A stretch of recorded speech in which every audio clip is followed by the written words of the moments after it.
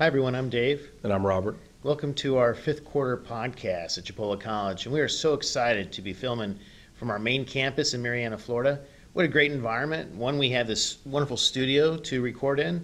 Also, we can talk about our bachelor's programs, our associate programs, our certificates.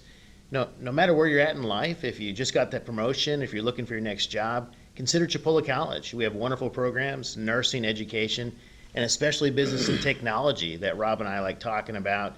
You can work online, through a combined approach of face-to-face and online, or just face-to-face. So we offer it all, and we're excited to share some of these concepts with you and apply it to the great game of football. So Rob, what do you have for us today when we look at some football concepts and some football, activities happening off the field most likely today? Oh, yeah. So I didn't have this in my notes, but we'll tread here.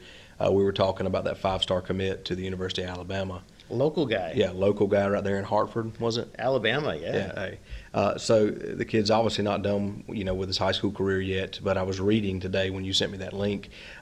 This guy in the 2019 season, he finished with over 1,400 yards on the season in 9 games. Is that right? Yeah, I didn't see that stat, but he likes to carry the ball, right? He gets some yards. Yeah, well, I'd say just based on that, alone that 2019 season, that would be enough to convince me he's five-star material. I mean, I don't know of too many high school running backs that record over 1,400 rushing yards on a season in just 9 games. Keep in mind the average span of games in a high school season, excluding the playoffs, of course, I want to say it's like 10 or 11.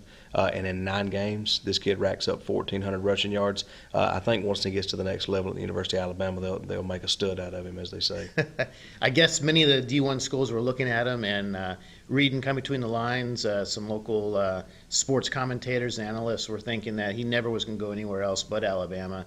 So keeping in the SEC, there's other good leagues out there. It's not just about the SEC, right? I mean, some props for FSU out there. No, absolutely. It don't have to be FSU. He could, there's some other schools he could have went to compete for a playoff spot or contend for a starting position, if you will. But one of the things I like about Saban, I'm not an Alabama fan, but Saban is notorious for telling even 5-star recruits, I'm not going to promise you playing time. I'm not even going to promise you a starting position. What I will promise you is you will have an opportunity to come to the University of Alabama and compete for a starting position.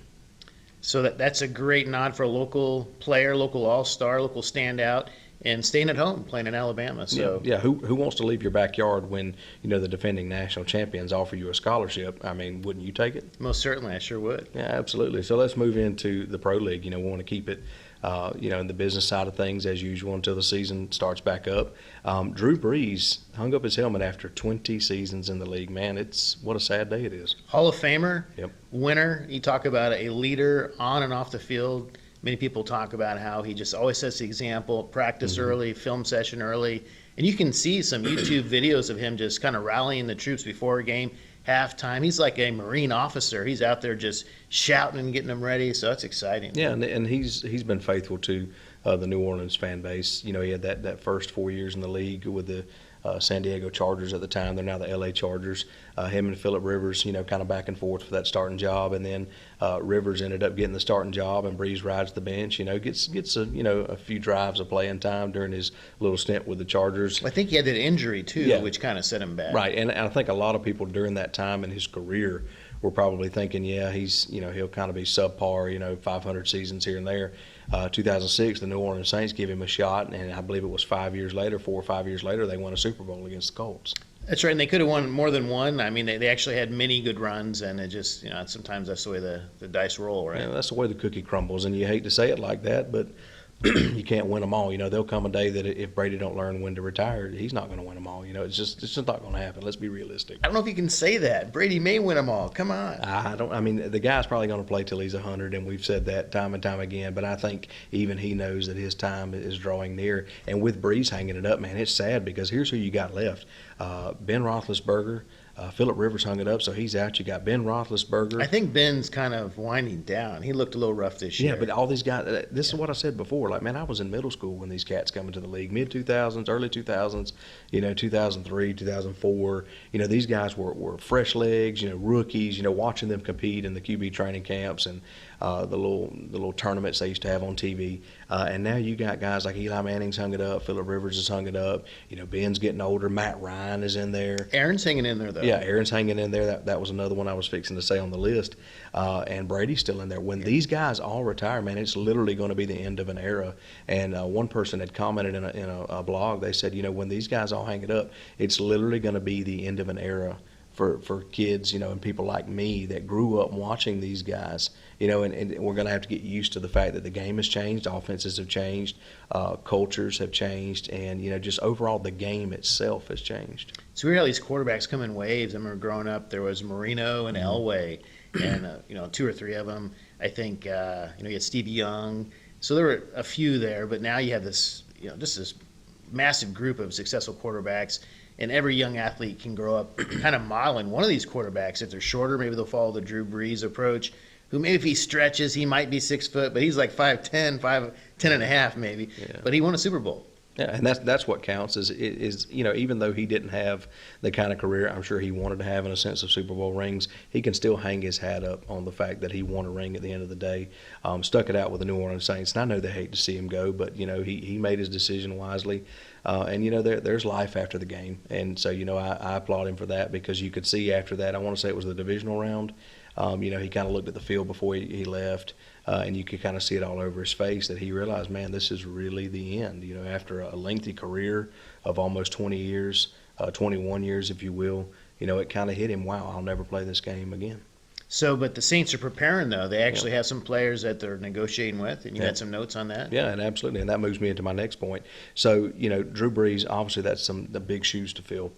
Here's what the front office got started on immediately after he announced his retirement. They restructured Taysom Hill's contract. We talked about him last week. A running quarterback, kind of built like Tebow. Yeah, definitely got speed, quick, he's agile. They restructured his contract to a 4-year avoidable deal. The rumor was that it was valued up to $140 million. Wow. I don't know how true that is, but the front office was quick to point out that it was a voidable deal at any time. Their intent behind this move was to free up some cap space. I said about 2 or 3 weeks back that New Orleans was already up against the cap space. They were already over it. So they had to free up some room there. And with that, moving forward into the next point, Jameis Winston and Taysom Hill were both told by the coaching staff and front office there in New Orleans that you're going to have to compete for the starting job. We're not handing it out to anybody. Winston, decided to stay. He was coming up on the end of his contract. He could have renewed, or he could go somewhere else where they actually needed a quarterback. And they renewed and gave him a good deal. Right. He chose to renew, signed a 1-year, $5.5 million base salary contract. Could be worth up to $12 million with incentives. This sends a strong message. I'm going to tell you, Winston's had a few years in the league to compared to Taysom Hill, but it sends a strong message, and even in my world, I'm looking at that as, Winston, we don't have a whole lot of faith in you. You got to show us what you got. Tell me your thoughts on that. Yeah, I would see if Winston can actually perform, they would kind of have a little bit of the Drew Brees, esque approach, maybe having Winston behind center, throwing the ball, and Hill kind of as a slot back, scat back. But boy, when Hill played quarterback when Brees was injured this last season, they looked really good. They ran the ball. He's a running quarterback. He's smart. So, but Winston could be a good backup possibly as well. So competition's never bad, especially in a game of football. Well, and something else to consider: his last year at Tampa Bay, he threw, I want to say it was 33 touchdowns with 30 interceptions. Most people in that situation would say, is it the coaching staff? I would disagree. We got the same coaching staff now that we had then. I dare say that it wasn't the coaching staff. I think Winston, has got to get to a place where he trusts his offensive line a little more. He's quick to try to thread the needle. Those Florida State days, it wasn't nothing to split coverage. If defense was in cover 2 man and you had a receiver that could get out there pretty quick. We had guys like Kenny Shaw, best receivers in the business. Yeah. He said throw the ball down the field. Yeah. Kelvin Benjamin, you had guys like that. You had O'Leary at the tight end position. If you go to him on an out route or you've got guys that split the seam on a go route, Winston could thread the needle in those days. But when he got to the next level, he had to quickly realize defenses have changed, offenses have changed. You can't thread the needle against guys that have 10 plus years experience. So that competition will be nice to see how that plays out. Hill, really like him a lot. I don't know if Winston is ready to continue with the next steps, but if they could have Winston behind center and Hill kind of in that same role that he had with Brees, that could be powerful. Or just Hill as a starting quarterback and Winston as a backup. So the Saints are positioned, to make a run to the playoffs, I would say. Oh yeah, and I would say that their intent behind this move was to try to stay in the playoff conversation, and we'll see how it works out for them. I personally think it sends a message to Jameis Winston, hey, we really don't have a lot of faith in you. I could be wrong, could be reading that wrong, but when you tell a guy that's had 5+ years in the league compared to Taysom Hill, that hey, you're gonna have to compete for the starting job. That's a healthy way to approach it from a coach's perspective. You want to show the guy we're not going to hand it to you. If you want it, earn it, and we'll see how that move plays off. That's right. So, and moving on to the next point, Ryan Fitzpatrick, Fitzmagic, man. Harvard guy. Harvard guy. No stranger to the league. Been in there over 10 years, I want to say. Coming up on 14, I believe. Smart guy. Yeah, very smart guy. Has a really nice beard, right? Absolutely. The beard is magical, man. That's what it's all about. He finally parts ways with the Miami Dolphins. This news was shocking to me. He managed to sign a 1-year, $10 million deal that can get up to $12 million with incentives with the Washington football team. So, I want to call them the Skins, but, the Washington football team is the new name, and that is a good name. They actually made the playoffs, right? And so Fitzpatrick is a good quarterback. He's accurate, he's smart, he's been in the league a few years, but he can win some games. Definitely can win some games, but my question is, I know he wants to keep playing, so you'll practically sign with anybody that'll take you. But was the Washington football team a good fit for him? Possibly, because you can go 500 in that division and make the playoffs. Well, possibly, but as I said last week, the NFC... Because that's the Cowboys in that league, right? Oh, the NFC. The NFC East, man, was terrible this past season. Like the Washington football team is the one that finished first. The Giants. Division. There's some 500-level teams. I stick a trash can with a sign on it that says the NFC East. That's tough, man. But there was not a good team in that division, last season. So he can make the playoffs with the football team. Possibly, but I've got an axe to grind with the Washington football team. They cut Dwayne Haskins, they release him, and he was their big rookie signing going into last season. Unlimited potential, but almost a Winston type of background, right? And almost a Winston type situation. He messes up on like one play in a game, and they benched him. Next thing you know, the guy is pretty much getting cut or traded. But off the field, challenges, right? Yeah. But the Pittsburgh Steelers ended up picking him up. So my thought process behind that would be that Ben's on his way out. He's getting older. Might have a Super Bowl run left in him. Ooh, might. That is kind. Look, might. I don't know. Might's a big word. I'd say it's over. I'm just covering mine. You know what I'm saying? So Steelers are a good team, but I don't know. And so my thought process behind that was they went after Haskins, thinking, okay, we're going to restart. We're going to build around this guy. They have structure, so right. Maybe he needs structure. Right, maybe that's what he needs. Hopefully it doesn't turn out to be Washington's loss. You know what I mean? And that brings me to my next point. The Patriots. Bill Belichick is now the new Thanos of the NFL. Nice, some Marvel props. Yeah, Marvel props. Big Avengers fan. But at this point, with the news that's breaking about what's going on in New England, he's looking for that last stone. And I think he's got to catch Brady. Yeah, well, hey, look here. He's hot on his trail. They signed a former wide receiver for the Raiders, Nelson Aguilar, and tight end Jonnu Smith from the Titans. Also re-signing Cam Newton. But here is... Which makes you pause. Right, but here's something else. They are targeting Leonard Fournette from the Bucs. He's coming up for free agency. There's been no word on his contract, what's going to happen with his future in Tampa. But New England is trying to make him an offer that he literally cannot refuse. Yeah, boy, signing Cam again makes me pause and think they just need to sit behind closed doors and say, Cam, we don't know how much longer we have together, but you're going to run the ball. Right. If you get hurt, so be it. We don't want you hurt, but right. You're going to run the ball. Right. And so for him to drop back and be a passer and get an ankle injury, not allowed. The guy can run the ball and get 1,000 yards. He should run the ball. He'll probably get hurt, but that's how they'll win some games, I think, is he has to run the ball. And he can be quite effective when he runs the ball. Oh, absolutely. But I think Belichick's decision, I think he sat down with Bob Kraft and they said, okay. Gonna win. Right. Yeah. If you want to win, if you want to build a team. I don't know if you want to, you will, probably. Right. And it was probably one of those conversations that's tough to have, you know. But Belichick has been with New England forever. As long they can talk straight. Right. They can talk straightforward to one another. And it might have got a little rough, but I imagine him telling Bob Kraft, you have got to fork over some money and pay good players to come here. You know, I said last week, money is not going to produce a better player as far as effort, but the right amount of money will get the best players to come. And I think that with these moves, I think what they're trying to send a message to Brady down in Tampa is, we're coming after you. And I'm going to go ahead and make a bold prediction. Woo. They're signing a lot of key guys that are being let go from other teams. Matt Judon from the Ravens, a defensive tackle, they got him to come over to New England. There was an endless list of some notable players. I would not be surprised if the Bucs go back to the Super Bowl and have to face the Patriots. You have some bold predictions today saying the Steelers might. I think might is an overreach with make the playoffs. Not even close, I don't think. I'll even do you one further. I could see Pittsburgh and New England AFC Championship.